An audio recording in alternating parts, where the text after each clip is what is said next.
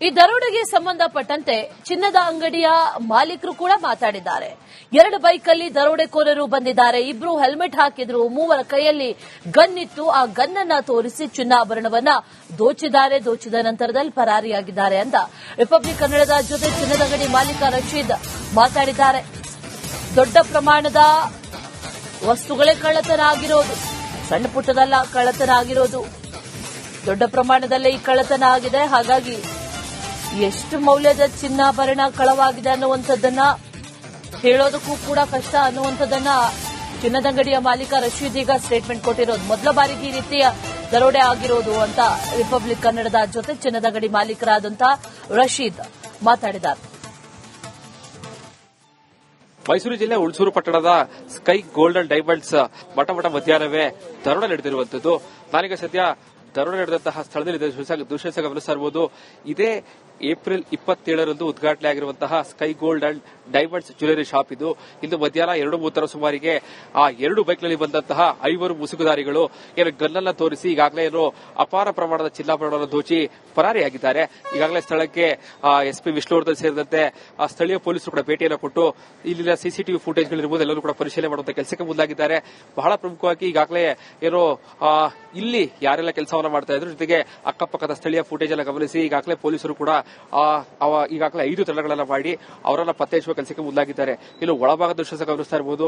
ಎಲ್ಲರೂ ಯಾರೆಲ್ಲ ಕೆಲಸ ಮಾಡ್ತಾ ಇದ್ರು ಅವರೆಲ್ಲ ಒಳಭಾಗದಲ್ಲಿ ಕೂರಿಸಿಕೊಂಡು ಎಷ್ಟರ ಪ್ರಮಾಣದಲ್ಲಿ ಚಿನ್ನಾಭರಣ ಹೋಗಿದೆ ಎನ್ನುವಂತಹ ಪರಿಶೀಲನೆ ಕೂಡ ಈಗಾಗಲೇ ಪೊಲೀಸರು ಕೂಡ ಒಳಭಾಗದಲ್ಲಿ ಮಾಡ್ತಾ ಇದ್ದಾರೆ. ಬಹಳ ಪ್ರಮುಖವಾಗಿ ಈಗಾಗಲೇ ಅಪಾರ ಪ್ರಮಾಣದಲ್ಲಿ ಚಿನ್ನಾಭರಣ ಹೋಗಿದೆ ಎನ್ನುವಂತಹ ಮಾಹಿತಿಗಳು ಲಭ್ಯ ಆಗ್ತಾ ಇರುವಂತದ್ದು. ಈಗಾಗಲೇ 5 ತಂಡವನ್ನು ರಚನೆ ಮಾಡಿ ಈಗಾಗಲೇ ವಿವಿಧ ಎಲ್ಲಿ ಅವರು ಮೈಸೂರು ಜಿಲ್ಲೆಯಾದ್ಯಂತ ಸುಮಾರು 18 ಚೆಕ್ ಪೋಸ್ಟ್ಗಳನ್ನು ಹಾಕುವ ಮೂಲಕವಾಗಿ ಈಗಾಗಲೇ ದರೋಡೆಗಳನ್ನು ಬಂಧಿಸುವಂತಹ ಕೆಲಸಕ್ಕೆ ಈಗಾಗಲೇ ಮೈಸೂರು ಪೊಲೀಸರು ಮುಂದಾಗಿರುವಂತದ್ದು. ಇನ್ನು ಈ ಪ್ರಕರಣದ ಸಂಬಂಧವಾಗಿ ಮಾತಾಡೋಕೆ ಜೊತೆಗೆ ಈ ಒಂದು ಶಾಪ್ನ ಮಾಲೀಕರ ಜೊತೆ ಮಾತಾಡಿಸ್ತಾ ಹೋಗ್ತೀನಿ. ಸರ್, ಎಷ್ಟೊತ್ತಲ್ಲಿ ಘಟನೆ ಆಯ್ತು ಸರ್? ಇವತ್ತು ಒಂದು 2:10ಕ್ಕೆ ಅದರೊಳಗಡೆ ದರೋಡೆ ಆಗಿದೆ. ಹಾಡಾಗಲೇ ಒಂದು 5 ಜನರು ಬಂದ್ಬಿಟ್ಟು 2 ಜನರು ಹಾಕಿದ್ರು. ಬಾಕಿ ಇರುವವರು ಏನು ಹಾಕಿರಲಿಲ್ಲ. ಗನ್ನನ್ನು ತೋರಿಸಿ ಬೆದರಿಸಿಬಿಟ್ಟು ಎಲ್ಲರನ್ನು ಕೂರಿಸಿ ಚಿನ್ನವನ್ನು ದರೋಡೆ ಮಾಡಿ ಹೋಗಿದ್ದಾರೆ. ಮತ್ತೆ ಎಷ್ಟು ಪ್ರಮಾಣದ ಚಿನ್ನ ಆಯ್ತು ಸರ್ ನಿಮ್ಮ ಅಂಗಡಿಯಲ್ಲಿ? ಅಂದ್ರೆ ಇವಾಗ ನಮಗೆ ಕರೆಕ್ಟ್ ಆಗಿ ಹೇಳಕ್ಕಾಗಲ್ಲ ಎಷ್ಟು ದರೋಡೆ ಆಗಿದೆ ಅಂತ. ಅದು ಬಾಕಿ ಇರೋದನ್ನ ಎಲ್ಲ ವೇಟ್ ಮಾಡಿ ನೋಡಿ ಆಮೇಲೆ ಮಾತಾಡಬಹುದು. ಎಷ್ಟು ಹೋಗಿರ್ಬೋದು ಸರ್ ಅಂತ ಅಂದಾಜು ಹೇಳಕ್ಕಾಗಲ್ಲ. ಅದನ್ನು ನಾವು ಅಂದಾಜು ಅಂಗಡಿಗೆ ಹೇಳಿದರೆ ಆಗಬೇಕಲ್ಲ. ಅದನ್ನ ನಾವು ವೇಟ್ ಮಾಡಿ ಇವಾಗ ಪೂರವಾಗಿ ಹೇಳ್ಬಹುದು ಎಷ್ಟು ಚಿನ್ನ ಹೋಗಿರಬಹುದು, ಎಷ್ಟು ಚಿನ್ನ ಇನ್ನು ನಮ್ಮಲ್ಲಿ ಬಾಕಿ ಉಳಿದಿದೆ ಅಂತಂದ್ಬಿಟ್ಟು. ಆದರೆ ದೊಡ್ಡ ಐಟಮ್ ಎಲ್ಲ ಅವರು ತಕೊಂಡು ಹೋಗಿದ್ದಾರೆ. ಹಾಡಾಗಲೇ ಈ ತರ ಮಧ್ಯಾಹ್ನದ ಟೈಮಲ್ಲಿ ಈ ತರ ಮಾಡಿದ್ದಾರೆ.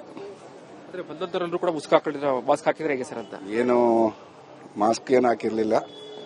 2 ಹೆಲ್ಮೆಟ್ ಹಾಕಿದ್ರು. ಬಾಕಿ 3 ಜನರು ಓಪನ್ ಆಗಿದ್ರು. ಒಬ್ಬೊಬ್ಬರ ಕೈಯಲ್ಲಿ 2 ಗನ್ ಇದ್ದಾರೆ. ಅದು ಸಿಸಿಟಿವಿ ಫುಟೇಜ್ ಅಲ್ಲಿ ಕಾಣ್ತಾ ಇದೆ. ಇಲ್ಲೇ ನೋಡಿಲ್ಲ ಸರ್ ಅವ್ರನ್ನ ಇಲ್ಲಿ? ನಾನು ಇವತ್ತು ನೋಡಿಲ್ಲ. ನಾನು ಕೂರ್ಗಲ್ಲೇ ಇರೋದು. ಅಂದ್ರೆ ಬಂದ್ರೆ ಇಲ್ಲಿ ಒಂದ್ಸರಿ ವಿಸಿಟ್ ಮಾಡಿ ಹೋಗ್ತಾರೆ. ಆ ಟೈಮಲ್ಲಿ ಏನು ಅವ್ರನ್ನ ನೋಡಿರ್ಲಿಲ್ಲ. ಆತರ ಸದ್ಯಕ್ಕೆ ಸರ್.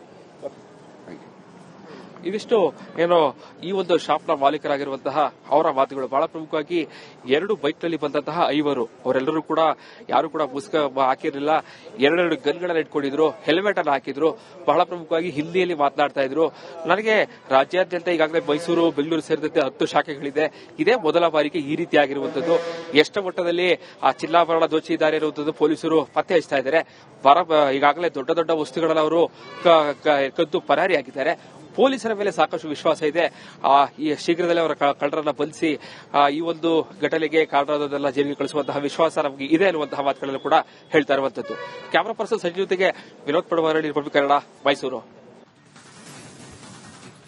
ಈ ದರೋಡೆಗೆ ಸಂಬಂಧಪಟ್ಟಂತೆ ಚಿನ್ನದ ಅಂಗಡಿಯ ಮಾಲೀಕರು ಕೂಡ ಮಾತಾಡಿದ್ದಾರೆ.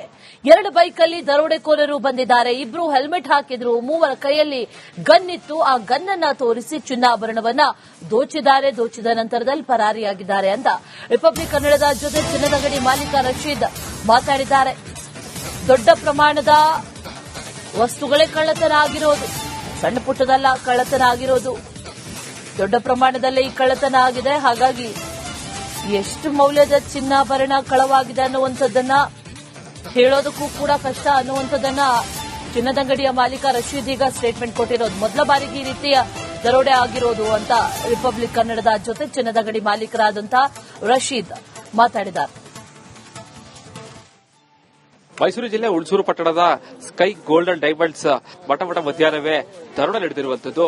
ನಾನೀಗ ಸದ್ಯ ದರೋಡೆ ನಡೆದಂತಹ ಸ್ಥಳದಲ್ಲಿ ದೃಶ್ಯ ಗಮನಿಸ್ತಾ ಇರಬಹುದು. ಇದೇ ಏಪ್ರಿಲ್ 27ರಂದು ಉದ್ಘಾಟನೆ ಆಗಿರುವಂತಹ sky gold and diamonds jewellery shop ಇದು. ಇಂದು ಮಧ್ಯಾಹ್ನ 2:30 ಸುಮಾರಿಗೆ ಆ 2 ಬೈಕ್ನಲ್ಲಿ ಬಂದಂತಹ 5 ಮುಸುಗುಧಾರಿಗಳು ಗನ್ನನ್ನ ತೋರಿಸಿ ಈಗಾಗಲೇ ಅಪಾರ ಪ್ರಮಾಣದ ಚಿನ್ನಾಭರಣವನ್ನು ದೋಚಿ ಪರಾರಿಯಾಗಿದ್ದಾರೆ. ಈಗಾಗಲೇ ಸ್ಥಳಕ್ಕೆ ಎಸ್ಪಿ ವಿಷ್ಣುವರ್ಧನ್ ಸೇರಿದಂತೆ ಸ್ಥಳೀಯ ಪೊಲೀಸರು ಕೂಡ ಭೇಟಿಯನ್ನು ಕೊಟ್ಟು ಇಲ್ಲಿನ ಸಿಸಿಟಿವಿ ಫುಟೇಜ್ಗಳಿರ್ಬೋದು ಎಲ್ಲರೂ ಕೂಡ ಪರಿಶೀಲನೆ ಮಾಡುವಂತಹ ಕೆಲಸಕ್ಕೆ ಮುಂದಾಗಿದ್ದಾರೆ. ಬಹಳ ಪ್ರಮುಖವಾಗಿ ಈಗಾಗಲೇ ಇಲ್ಲಿ ಯಾರೆಲ್ಲ ಕೆಲಸವನ್ನ ಮಾಡ್ತಾ ಇದ್ರು ಜೊತೆಗೆ ಅಕ್ಕಪಕ್ಕದ ಸ್ಥಳೀಯ ಫುಟೇಜ್ ಎಲ್ಲ ಗಮನಿಸಿ ಈಗಾಗಲೇ ಪೊಲೀಸರು ಕೂಡ ಈಗಾಗಲೇ 5 ತಂಡಗಳನ್ನ ಮಾಡಿ ಅವರನ್ನ ಪತ್ತೆ ಹಚ್ಚುವ ಕೆಲಸಕ್ಕೆ ಮುಂದಾಗಿದ್ದಾರೆ. ಇನ್ನು ಒಳಭಾಗದ ದೃಶ್ಯ ಗಮನಿಸ್ತಾ ಇರಬಹುದು. ಎಲ್ಲರೂ ಯಾರೆಲ್ಲ ಕೆಲಸ ಮಾಡ್ತಾ ಇದ್ರು ಅವರೆಲ್ಲ ಒಳಭಾಗದಲ್ಲಿ ಕೂರಿಸಿಕೊಂಡು ಎಷ್ಟರ ಪ್ರಮಾಣದಲ್ಲಿ ಚಿನ್ನಾಭರಣ ಹೋಗಿದೆ ಎನ್ನುವಂತಹ ಪರಿಶೀಲನೆ ಕೂಡ ಈಗಾಗಲೇ ಪೊಲೀಸರು ಕೂಡ ಒಳಭಾಗದಲ್ಲಿ ಮಾಡ್ತಾ ಇದ್ದಾರೆ. ಬಹಳ ಪ್ರಮುಖವಾಗಿ ಈಗಾಗಲೇ ಅಪಾರ ಪ್ರಮಾಣದಲ್ಲಿ ಚಿನ್ನಾಭರಣ ಹೋಗಿದೆ ಎನ್ನುವಂತಹ ಮಾಹಿತಿಗಳು ಲಭ್ಯ ಆಗ್ತಾ ಇರುವಂತದ್ದು. ಈಗಾಗಲೇ 5 ತಂಡವನ್ನು ರಚನೆ ಮಾಡಿ ಈಗಾಗಲೇ ವಿವಿಧ ಎಲ್ಲಿ ಅವರು ಮೈಸೂರು ಜಿಲ್ಲೆಯಾದ್ಯಂತ ಸುಮಾರು 18 ಚೆಕ್ ಪೋಸ್ಟ್ಗಳನ್ನು ಹಾಕುವ ಮೂಲಕವಾಗಿ ಈಗಾಗಲೇ ದರೋಡೆ ಕೂಡ ಬಂಧಿಸುವಂತಹ ಕೆಲಸಕ್ಕೆ ಈಗಾಗಲೇ ಮೈಸೂರು ಪೊಲೀಸರು ಮುಂದಾಗಿರುವಂತದ್ದು. ಇನ್ನು ಈ ಪ್ರಕರಣ ಸಂಬಂಧವಾಗಿ ಮಾತಾಡೋಕೆ ಜೊತೆಗೆ ಈ ಒಂದು ಶಾಪ್ನ ಮಾಲೀಕರ ಜೊತೆ ಮಾತಾಡಿಸ್ತಾ ಹೋಗ್ತೀನಿ. ಸರ್, ಎಷ್ಟೊತ್ತಲ್ಲಿ ಘಟನೆ ಆಯ್ತು ಸರ್? ಇವತ್ತು ಒಂದು 2:10ಕ್ಕೆ ಅದರೊಳಗಡೆ ಆ ದರೋಡೆ ಆಗಿದೆ. ಹಾಡಾಗಲೇ ಒಂದು 5 ಜನರು ಬಂದ್ಬಿಟ್ಟು 2 ಜನರು ಹಾಕಿದ್ದರು. ಬಾಕಿ ಇರುವವರು ಏನು ಹಾಕಿರಲಿಲ್ಲ. ಗನ್ನನ್ನು ತೋರಿಸಿ ಬೆದರಿಸಿಬಿಟ್ಟು ಎಲ್ಲರನ್ನು ಕೂರಿಸಿ ಚಿನ್ನವನ್ನು ದರೋಡೆ ಮಾಡಿ ಹೋಗಿದ್ದಾರೆ. ಮತ್ತೆ ಎಷ್ಟು ಪ್ರಮಾಣದ ಚಿನ್ನ ಇತ್ತು ಸರ್ ಅಂಗಡಿಯಲ್ಲಿ?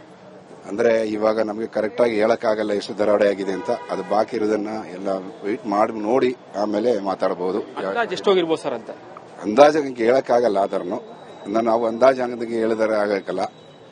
ಅದನ್ನ ನಾವು ವೆಯ್ಟ್ ಮಾಡಿ ಇವಾಗ ಪೂರವಾಗಿ ಮಾತ್ರ ಹೇಳ್ಬಹುದು ಎಷ್ಟು ಚಿನ್ನ ಹೋಗಿರಬಹುದು, ಎಷ್ಟು ಚಿನ್ನ ಇನ್ನೂ ನಮ್ಮಲ್ಲಿ ಬಾಕಿ ಉಳಿದಿದೆ ಅಂತಂದ್ಬಿಟ್ಟು. ಆದರೆ ದೊಡ್ಡ ಐಟಮ್ ಎಲ್ಲ ಅವರು ತಕೊಂಡು ಹೋಗಿದ್ದಾರೆ. ಆಡಾಗಲೇ ಈ ತರ ಮಧ್ಯಾಹ್ನದ ಟೈಮಲ್ಲಿ ಈ ತರ ಮಾಡಿದ್ದಾರೆ. ಬಂದವರೆಲ್ಲರೂ ಕೂಡ ಮಾಸ್ಕ್ ಹಾಕಿದ್ರೆ ಹೇಗೆ ಸರ್ ಅಂತ? ಏನು ಮಾಸ್ಕ್ ಏನು ಹಾಕಿರ್ಲಿಲ್ಲ.